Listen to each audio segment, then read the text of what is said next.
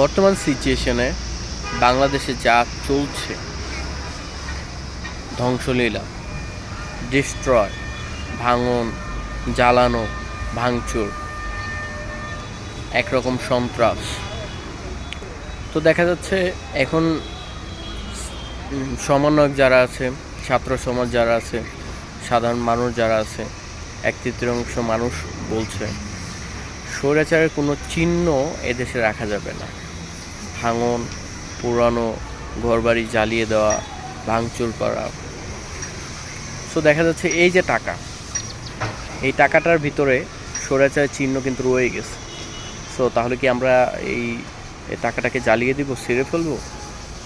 কেউ যদি অপরাধ করে থাকে তাহলে আমরা যদি সেটাই আবার রিপিট করি, আমরাও তার মতো অপরাধ করি, তাহলে তার আর আমাদের ভিতরে পার্থক্য কী রইল?